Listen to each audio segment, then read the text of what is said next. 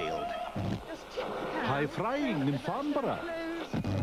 Or working that body in Brecon. That means that it's going to be perfect on the night, so...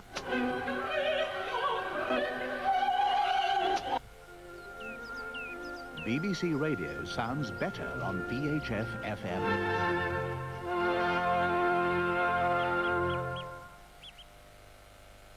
On BBC Two now, The Magic Paintbrush, a story from China told in puppet animation.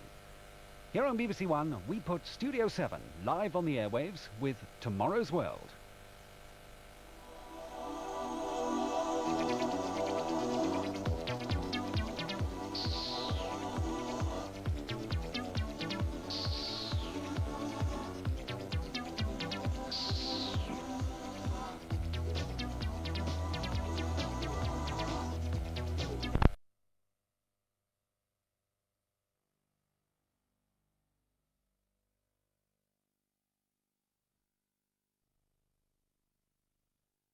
Have you noticed that you can get more solid fuel for your money in the summer?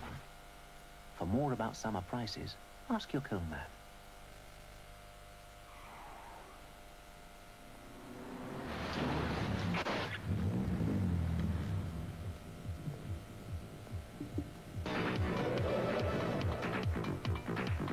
The David Kid Jensen Show, 9 to 11:30 a.m. weekdays on Capital Radio.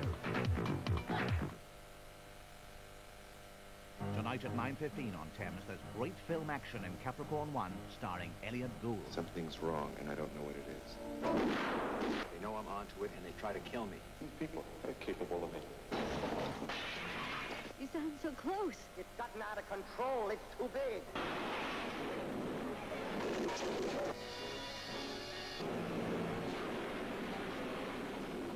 Capricorn 1, tonight's film at 9:15 on Thames. Back to this afternoon at 3 o'clock, we have the first episode of a new series of Take the High Road. But first, let's find out what's fresh and available on the market.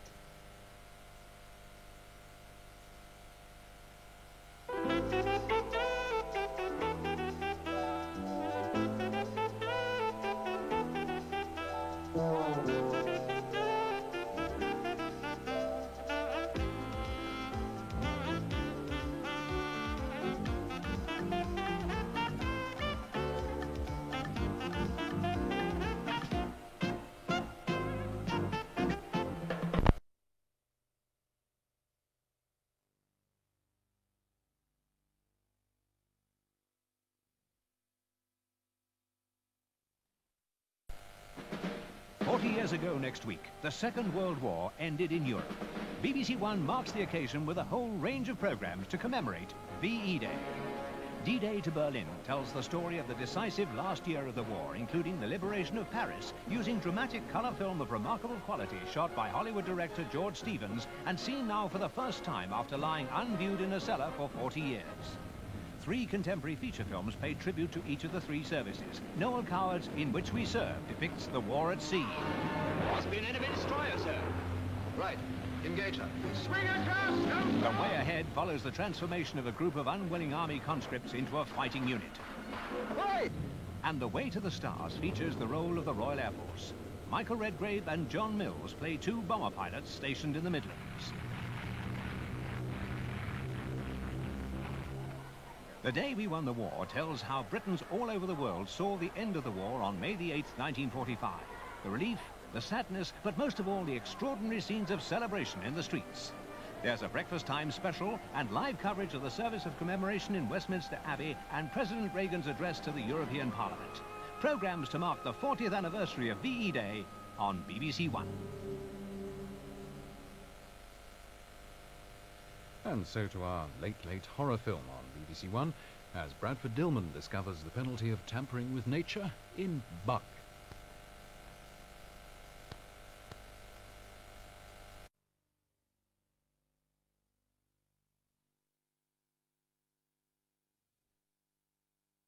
For special occasions. And how do we make it? Oh, I'm glad you said we. You can do something useful for a change. Good. What comes first? For a souffle, we start with eggs. Of course. To give our souffle a light and fluffy texture. Remember this trick? Yes, I do. It's the best way I've ever seen to separate an egg, and it's so simple. Is it so simple you could do 3 more yourself? I think so. Oh, good. As this is to be a cold souffle, we'll need a little gelatine. Here we are. Egg yolks all ready. Next, we add some caster sugar. Could you beat them up together? Right. How long for? Just till it's all thick and creamy. Oh, if it goes pale, don't be surprised, it's supposed to. Now, this is real preserved ginger. Slice it quite thinly. Here we are, all pale and thick and creamy. Thanks. 3 tablespoons of strong black coffee, 2 tablespoons of the chopped ginger, and the same amount of its juice. Next? You gently beat them all together while I add the gelatine. Time now for the cream. Yes, and while I prepare that, the yolk mixture can go in to cool. The cream only needs just a gentle whisk. And I'll whisk the egg whites. That whisk is really clean, isn't it? It is. It's spotless. Okay, off you go. I'll fold the cream into the egg yolk, coffee and ginger mixture. How's that? Enough? Just right. See the way the whites lift into soft peaks? Now a thin-bladed spatula to fold them gently into the soufflé mixture. And that keeps it nice and light. What now? Oh, would you bring me the soufflé dish? It's all ready with its collar of greaseproof paper. Oh, yes, that'll give us the traditional soufflé shape. Pour in all the mixture. Lovely. Then we place our coffee and ginger soufflé in the fridge overnight to set. So that it's all ready for tomorrow. Let's tell the viewers what we used. 4 eggs. Separated, of course. A little gelatine. 4 ounces of caster sugar. 3 tablespoons of strong black coffee. 2 tablespoons each of chopped ginger and its juice. And 1/4 of a pint of double cream.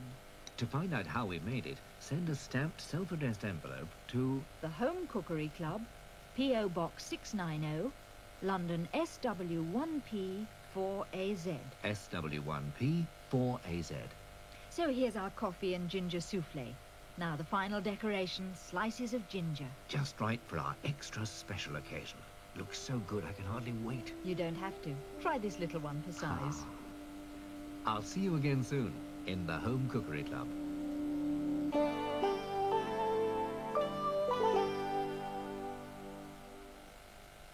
And hang on, just the place to get the best buys where ingredients are concerned, on the market in just a moment.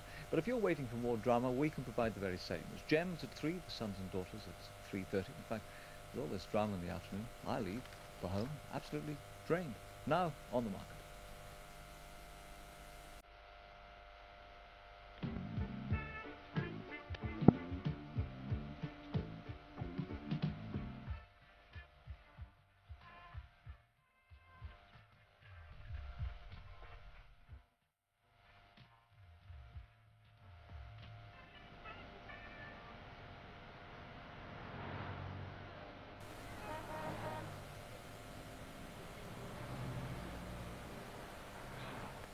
Henry mustn't be late for school.